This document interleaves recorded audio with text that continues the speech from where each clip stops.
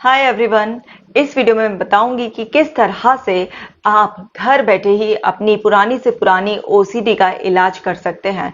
मैं एक case study के जरिए आपको ओसीडी का पूरा प्रोसेस समझाऊंगी, टेक्निक को समझाऊंगी। तो ये वीडियो सोल्यूशन ओरिएंटेड है, इसलिए आपको लास्ट तक देखना है। शेयर जरूर करना है क्योंकि आपका एक शेयर किसी ओसीडी सफरर की बहुत बड़ी मदद कर सकता है।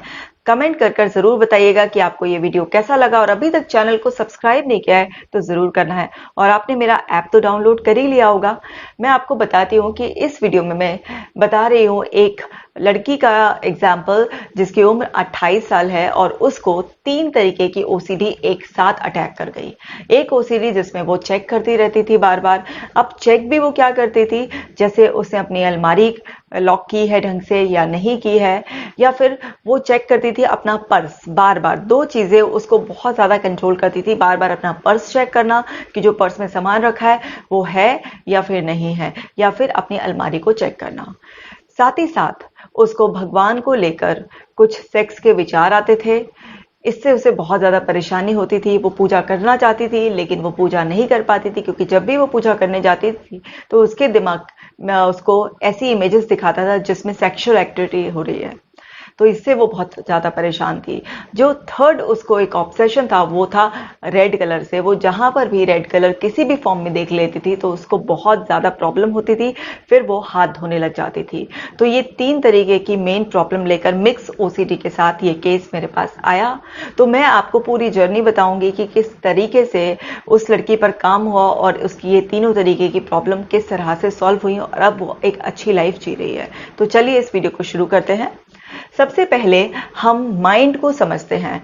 मैं आपको उसी का पूरा एग्जाम्पल समझाऊंगी, लेकिन उससे पहले आपको कुछ जनरल बातें अपने माइंड के बारे में जरूर समझ लेनी है जो मैंने उसको भी समझाई थी।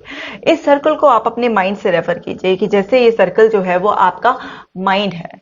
अब आप देख रहे हैं इसमें कि सर्कल में ये एक ऊपर का कॉन्शियस लेयर है, यानी कि हमारा कॉन्शियस माइंड। कॉन्शियस माइंड को हम अपना लॉजिकल माइंड भी कह सकते हैं, हम इसको कमांड देने वाला माइंड भी कह सकते हैं।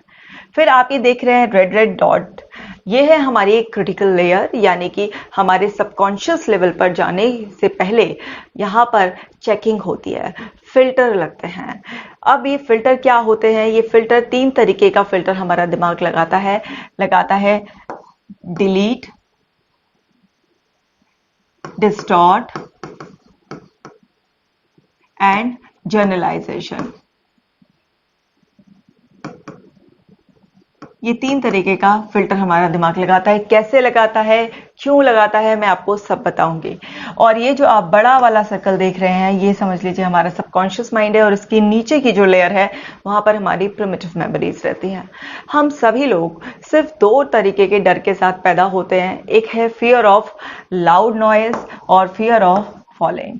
ये 2 डर हैं जो बाय बर्थ हम कैरी करते हैं। इसके अलावा जो भी डर होते हैं वो कहीं ना कहीं हमारी लर्निंग का पार्ट होते हैं। तो ओसीडी में जो भी आपको डर सताता है वो डर कहीं ना कहीं आपने लर्न किया होता है। इस माइंड में प्रोग्रामिंग हो गई होती है। क्योंकि जब भी कोई ओसीडी सफरर मेरे पास आता है तो उससे, मान लीजिए किसी को 15 साल की उम्र में ओसीडी ट्रिगर हुआ, किसी को 20 साल की, किसी को 40 साल की उम्र में, तो उससे पहले की जो उनकी एज थी उसमें उन्हीं चीजों से जो आज उसके इतने स्ट्रॉन्ग ट्रिगर्स हैं कोई प्रॉब्लम नहीं थी। इसका मतलब सीधा सा है कि माइंड ने उसे कहीं ना कहीं से सीख लिया है। इस वजह से ओसीडी बहुत ज्यादा परेशान कर रहा है। तो पहले इस सब को समझते हैं। ये जो हमारा माइंड है इसका काम है कमांड देना, यानी कि कॉन्शियसली हम अपने माइंड को जो भी कहते हैं, हमारा सबकॉन्शियस माइंड जिसको हम अपना यस माइंड भी कह सकते हैं, इसका काम होता है उन कमांड्स को फॉलो करना, रिकॉर्ड करना और ऑटो सजेशन देना। यानी कि कॉन्शियस लेयर से आपके अंदर ये कहां से आएगी? ये 5 सेंसेस से आएगी। जो आपके 5 सेंसेस हैं वो 5 गेट हैं जिनके थ्रू इंफॉर्मेशन एंटर करती है, और उनसे जब इंफॉर्मेशन अंदर जाती है तो पहले वो कॉन्शियस माइंड में जाती है और फिर वहां से वो क्रिटिकल लेयर से बाईपास होकर जब अंदर सबकॉन्शियस में जाती है तो वो गलत इंफॉर्मेशन चली जाए या राइट इंफॉर्मेशन चली जाए, वो ऊपर के स्टेप पार करने के बाद जो अंदर जाकर वो स्टोर हो जाती है, वहां पर सेव होती रहती है वो। अब जब सेव होती रहती है तो डेफिनेटली ये माइंड कलेक्ट करता रहता है, यानी कि आपका जो दिमाग है वो आपके अनुभवों का, रेफरेंसेस का एक भंडार है। तो उसी के बेसिस पर वो ऑटो सजेशन देने लगता है। तो यहाँ पर आपके सारे believes, habits, habits, values, intuitions, emotions, long term memory, protective factors, सब कुछ पड़े हुए होते हैं।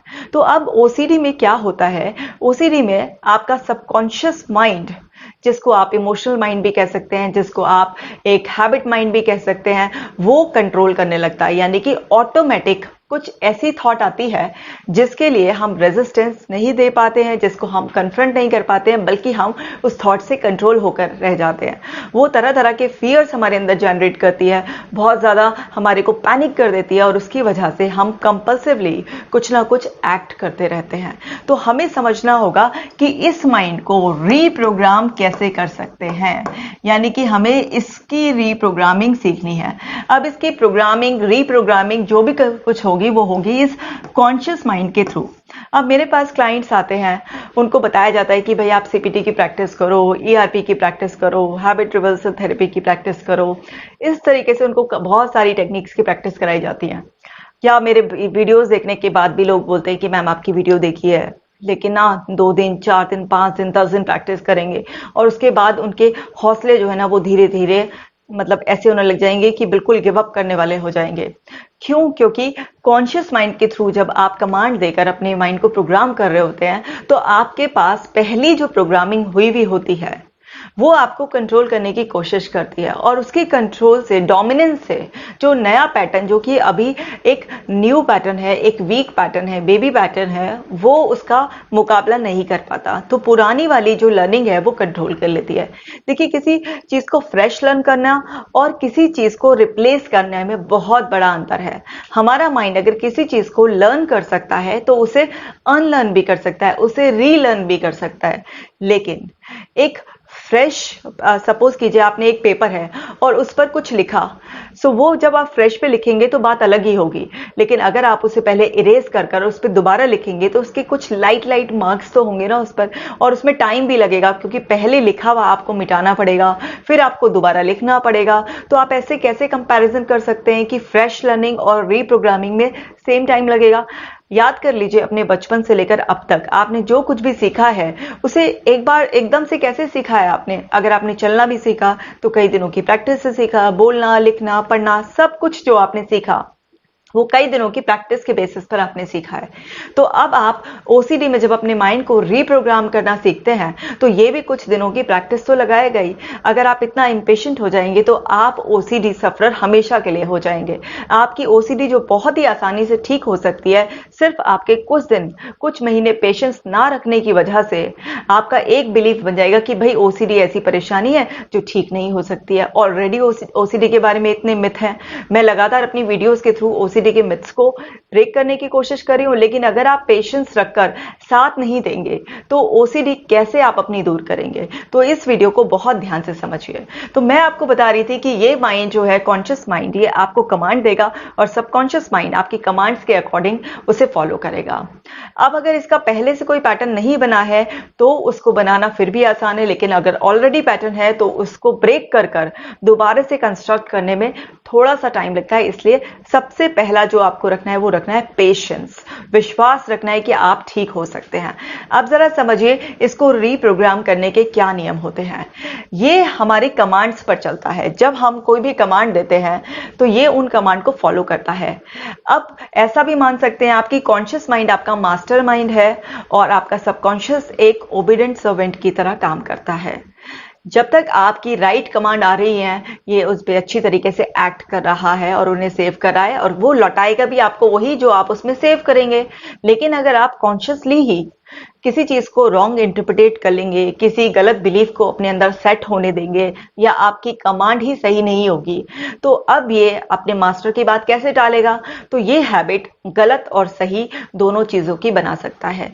जो भी ये अंदर सेव करेगा ये उसी को ही सर्व करेगा, क्योंकि एक ये रिकॉर्डर माइंड है। बस इसमें जो भी, जैसे आपने अपनी पेन ड्राइव में जो भी गाना डाउनलोड किया है, आपने उसमें सेव किया है, आपको वही गाना सुनना पड़ेगा। तो आपके अंदर से ओसीडी में जो भी सजेशंस आ रहे हैं वो कहीं ना कहीं आपकी लर्निंग का पार्ट है, आपकी कोई लर्निंग हुई भी है। जैसे मैंने अपनी पहली वीडियोस में बताया हुआ है कि हमारा बिलीफ सिस्टम जो बनता है वो बनता है हमारे लाइफ के एक्सपीरियंसेस से, रेफरेंसेस से, हमने क्या इंटरप्रिटेशन निकाली है। तो अब हमें समझना है कि हम अपनी कमांड्स की पावर का इस्तेमाल कर कर हम इस माइंड को रीप्रोग्राम कर सकते हैं। तो ये वाला जो कॉन्शियस माइंड है ये क्या करता है, ये वर्ड्स में डील करता है, और ये जो है इसकी जो लैंग्वेज है वो है इमेजेस। सबकॉन्शियस माइंड एक इमेजिनेटिव माइंड है, वो हर चीज की पिक्चर आपसे चाहता है, आपके डिस्क्रिप्शन के अकॉर्डिंग वो अपनी पिक्चर क्रिएट करता है, या फिर अगर आप कोई रेडीमेड पिक्चर दे देते हैं तो उसके लिए और भी इजी हो जाता है। तो जब भी आप ओसीडी को ठीक करना चाहते हैं तो याद रखिए कि आपके दिमाग में हमने देखा भी होगा कि मेंटल इमेजेस आती हैं, जैसे इस लड़की को पूजा करते वक्त सेक्स की इमेजेस आती हैं। तो इस तरीके से ओसीडी में ब्रेन जो है ना फॉल्स इमेजेस भी क्रिएट करता है। अब वो फॉल्स इमेजेस भी क्रिएट क्यों करता है, क्योंकि ये हैबिचुअली अंदर से ऑटोमेटिक इंट्रूसिव थॉट्स आती रहती हैं। अब ये सबकॉन्शियस भेज रहा होता है, ऑटोमेटिक चल रही होती है, आप चाहते नहीं है बट ये आ रही होती है। इमेजेस क्यों आती हैं, वो इसलिए आती है बिकॉज ये सबकॉन्शियस इमेजेस में ही डील करता है। तो अब हमें इसी तरीके से अपने कॉन्शियस और सबकॉन्शियस माइंड की सहायता से अपने ओसीडी को ठीक करना है। मतलब जब भी आप अपने ओसीडी से को ठीक करने के लिए जो भी कमांड अपने माइंड को देंगे तो आपको उसकी मेंटल इमेजेस भी क्रिएट करनी है। अब मेंटल इमेजेस जो क्रिएट करेंगे आप वो कितनी एक्यूरेसी से क्रिएट करेंगे इस बात पर डिपेंड करेगा कि आपका सबकॉन्शियस उसको कितना जल्दी सेव कर लेगा। और जितने ज्यादा बिलीव से करेंगे, जितनी ज्यादा उसमें फीलिंग्स ऐड करेंगे, उतना जल्दी आपका माइंड उसे स्टोर कर लेगा। क्यों? क्योंकि माइंड कब किसी भी चीज पर, किसी भी इंफॉर्मेशन पर ट्रस्ट करता है, तब करता है जब उसे किसी भी चीज की इमेजेस मिल जाती हैं, उसको फीलिंग्स मिल जाती हैं और उसमें प्रॉपर वर्ड्स होते हैं। उसको ये तीन चीजें चाहिए होती हैं किसी भी चीज को परमानेंटली सेव करने के लिए।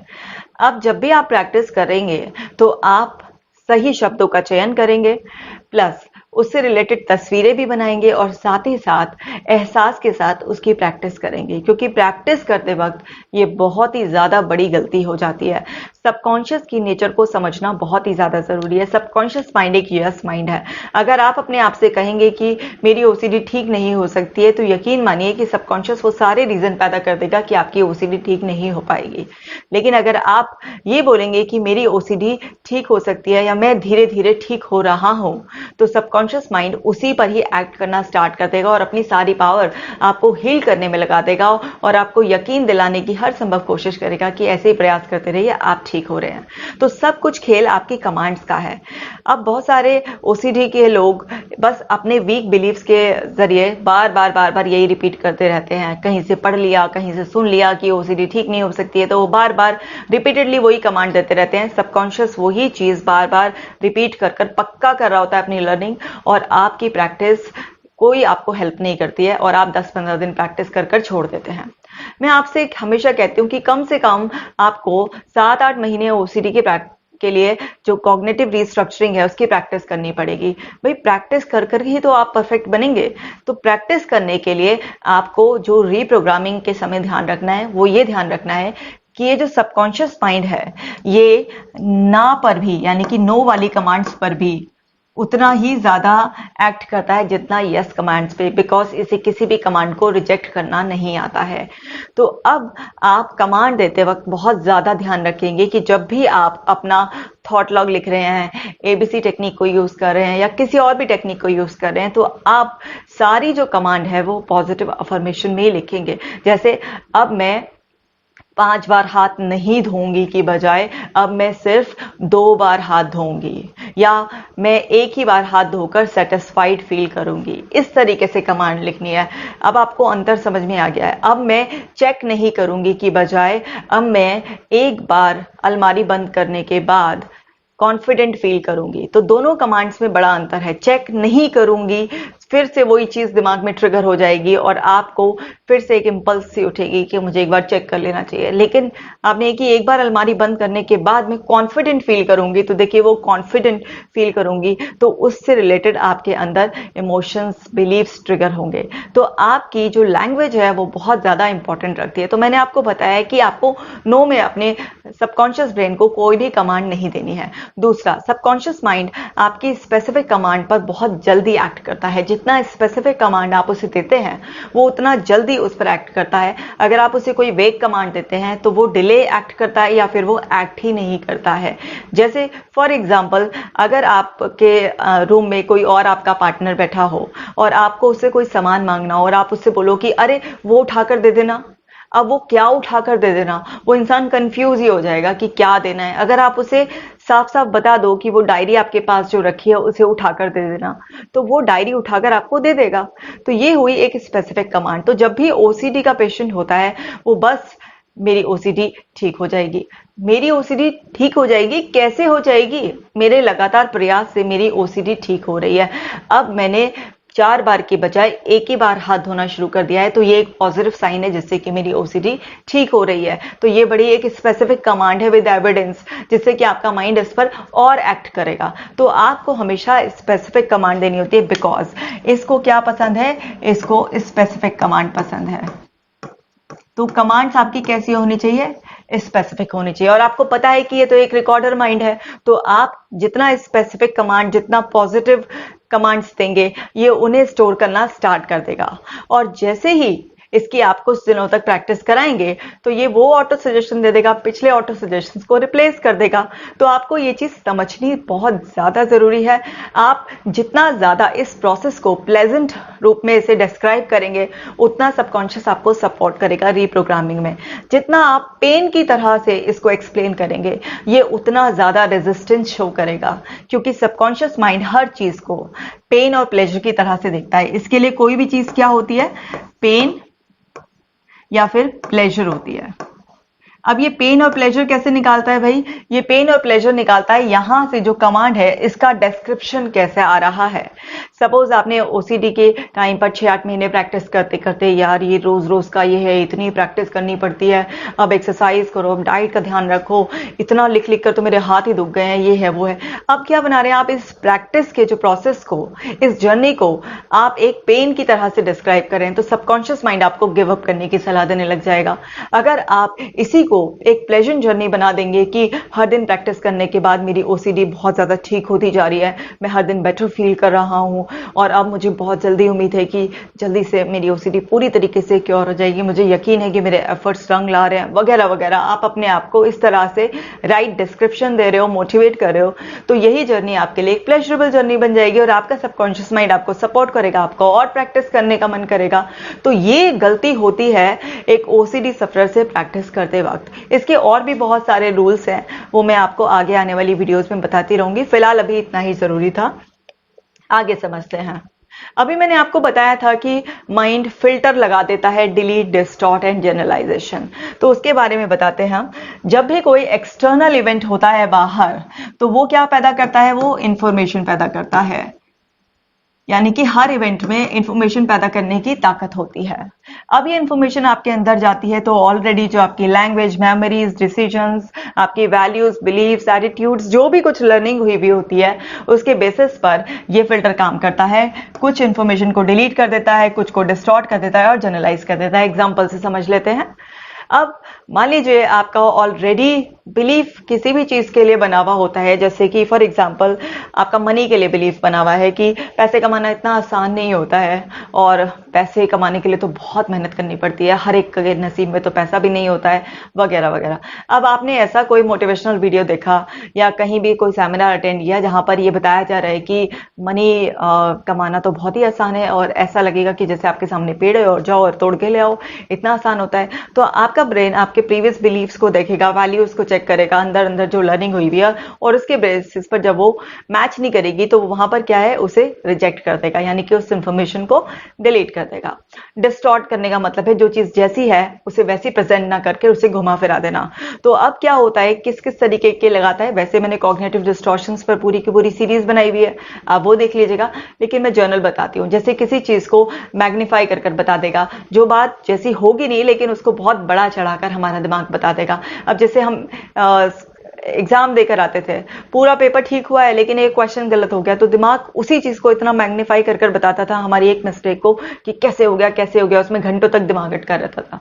इसी तरीके से मैजिकल थिंकिंग होती है, कई बार दो अनरिलेटेड सिचुएशंस को जोड़कर बता देता है, जैसे कि बिल्ली रास्ता काट गई, आज तो अपशगुन हो जाएगा, या मेरा काम अच्छा नहीं होगा। अरे बिल्ली एक जानवर है, अगर वो इधर से उधर जा रहा है तो उससे आपके काम का क्या रिलेशन है? आपका काम तो आपकी परफॉर्मेंस पर ही आपको रिजल्ट देगा ना।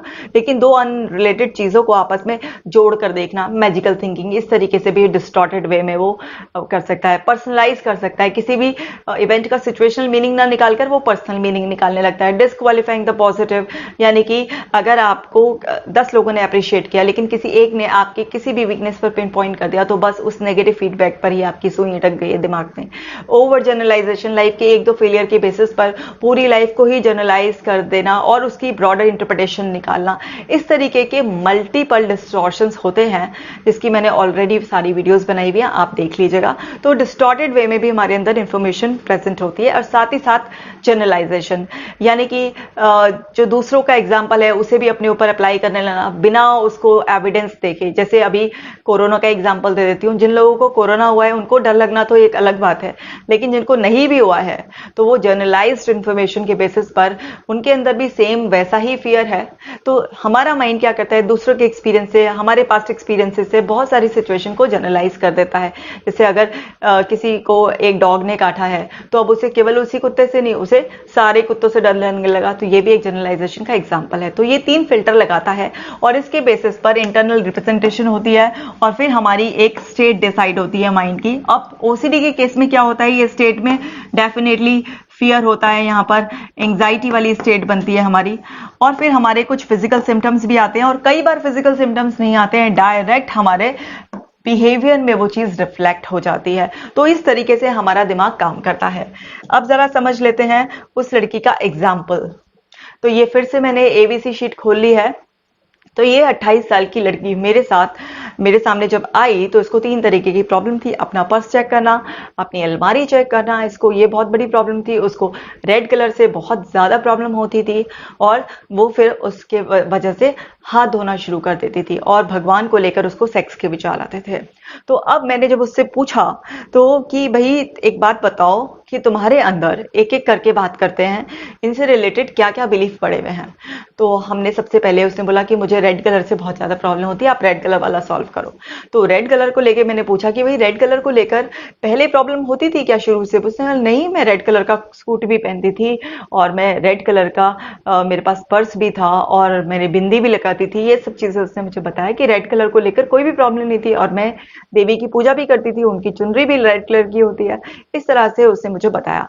तो फिर मैंने पूछा ऐसा क्या हुआ, कब चीजें तुम्हें ट्रिगर कर गई, किस चीज ने एक्टिवेट किया इस बिलीफ को कि रेड कलर से तुम्हें डर लगता है और तुम्हें एंग्जाइटी होती है और तुम हाथ धोने लग जाती हो? तो उसने मुझे बताया कि एक बार जब वो 22 साल की थी तो उसके घर के बराबर में एक परिवार रहता था, उनके यहाँ बहुत ज्यादा लड़ाई झगड़ी हुई और खून खराबा हो गया। इतना खून खराबा हो गया, 2 भाइयों में इतना ज्यादा झगड़ा हुआ कि सर फूट गया उनका एक दूसरे का, और खूनम खून हो गए। तो मोहल्ले पड़ोसी वाले जो सब लोग थे, उन्होंने छत पे खड़े होके अपने घरों से ऐसा सब देखा, तो वहां पर खून ही खून बह रहा था, और खून लाल रंग का। सो लाल रंग से उसको इतना डर लगने लग गया कि भाइयों भाइयों में इतनी ज्यादा लड़ाई होती है और इस तरीके से खून खराबा भी हो जाता है, परेशानी होती है। तो ये सब वो देख कर वो डर गई, और डरने में के सिलसिले में उसको कुछ समझ में नहीं आ रहा था, और उसको यूरिन का प्रेशर आया और वो बाथरूम में गई, और उससे वहां आने के बाद उसने पहली बार 4-5 बार एक साथ हाथ धो लिए, और हाथ धो के थोड़ा सा टेम्परेरी रिलीफ मिल गया। तो अब क्या हुआ कि उसके दिमाग में वो रेड कलर का जो ब्लड और ये सारा सीन उसने देखा, वो उसके दिमाग में सेट हो गया। वो लड़की की जब मैंने पूरी हिस्ट्री ली तो पता चला कि वो बहुत सेंसिटिव थी, बचपन से ही उसे इन सब बातों से, ऊंची आवाजों से, लड़ाई झगड़ों से डर लगा करता था। तो उसको बहुत ज्यादा घबराहट हुई, उसको ये डर लगने लगा कि कहीं ऐसा झगड़ा किसी दिन हमारे घर में भी ना हो जाए, मेरे ताऊ जी, मेरे चाचा और मेरे पापा के बीच में इस तरीके का कोई झगड़ा ना हो जाए। तो उसके दिमाग में ये सारी चीजें चलने लगी और फिर जब भी उसके दिमाग में ये थॉट आता था तो वो फिर से हाथ धोना शुरू कर देती थी। इस तरीके से उसको ये परेशानी हुई। इसी तरीके से मैंने उससे पूछा कि भाई ठीक है, आप ये जो अपना बैग क्यों चेक करते हो या अलमारी क्यों चेक करते हो, तो इससे रिलेटेड भी उसके अंदर बिलीव था। उसने मुझे बताया कि जब वो छोटी थी तो एक बार उसकी मम्मी ने उसको स्कूल में पैसे दिए थे और वो 10 रुपीज उससे खो गए थे। अब छोटे बच्चे से 10 रुपीज खो गए तो उसके अंदर बहुत ज्यादा इस बात का फियर हुआ कि अब मम्मी को पता चल गया कि मेरे से 10 रुपीज खो गए हैं तो क्या होगा, मतलब मेरी पिटाई भी हो सकती है। और जो उसका डर था वो वाकई ही सच हो गया, बिकॉज इस बात पर उसकी मम्मी ने बहुत ज्यादा रिएक्ट किया और उसकी पिटाई भी हुई। तो उसके अंदर डर बैठ गया। उसके बाद से उसने मुझे याद कर बताया कि बचपन में भी वो अपनी पॉकेट चेक करा करती थी, लेकिन फिर थोड़े टाइम बाद वो भूल गई। उसके बाद जब वो बड़ी हो रही थी तो क्या हुआ कि उसका एक बॉयफ्रेंड था और बॉयफ्रेंड ने उसको एक रिंग दी थी। अब वो रिंग थी तो वैसे आर्टिफिशियल, लेकिन वो दी थी और उसके हाथ से वो निकल गई। तो उसने भी रिएक्ट किया कि तुमने मेरी दी हुई रिंग को ही खो दिया, और वहां पर उनके बीच में भी बहुत सारे इश्यूज हो गए। तो तब उसको ये चीज ट्रिगर कर गई और ट्रिगर करने की वजह से उसको अपना पर्स चेक करने की और अलमारी चेक करने की, क्योंकि वो दो ही जगह इस तरीके की वैल्यूएबल चीजें रखती थी, वो उसके दिमाग में ट्रिगर हो गया। अब ट्रिगर होने की वजह से उसको ये चेक करने की आदत पड़ गई। फिर तीसरी बात पर मैंने बोला कि भाई भगवान को लेकर और ये सेक्स वाले थॉट्स का क्या वो है, क्योंकि तो बड़ा दो अनरिलेटेड सिचुएशंस आपस में जुड़ गई हैं। तो उसने मुझे बताया कि जब जब भी कुछ भी ऐसा उसकी डांट पड़ती थी या कुछ भी ऐसा होता था तो वो भगवान के सामने प्रेयर करती थी और उसका एक बिलीफ बना था कि भगवान उन्हीं लोगों की सुनते हैं जिनको भगवान पसंद करते हैं या जिनकी मदद करना चाहते हैं। अब जब जब भी उसने प्रेयर करी होगी एज अ चाइल्ड कि मुझे बचा लो, मेरी डांट नहीं पड़नी चाहिए, अब वो मतलब उसके बिलीफ के अकॉर्डिंग कुछ हुआ नहीं, तो उसके अंदर बचपन से ही एक हेट्रेट सी डेवलप होने लग गई भगवान को लेके कि ये भगवान कुछ सुनते बुनते हैं नहीं, कुछ नहीं है, और ये तो मुझे बिल्कुल भी पसंद नहीं करते हैं, और जब ये मुझे पसंद नहीं करते हैं तो मैं भी इनको पसंद नहीं करती हूँ। तो कहीं ना कहीं बचपन से ही उसके मन में भगवान को लेके एक हेट्रेट सी डेवलप होने लगी। फिर सेक्स वाला वो थॉट कहाँ से आया, तो मैंने उससे पूछा तो पता चला कि जब वो 7 साल की थी तो उसी के एक रिलेटिव ने उसके साथ सेक्सुअल अब्यूज का उसका केस हो गया था और वहां से उस बच्ची के अंदर बहुत ज्यादा डर बैठ गया था और उन्होंने इतना अनप्लेजेंट उसको टच दिया था कि वो बहुत ही ज्यादा घबराई हुई थी लेकिन किसी से कह नहीं पाई।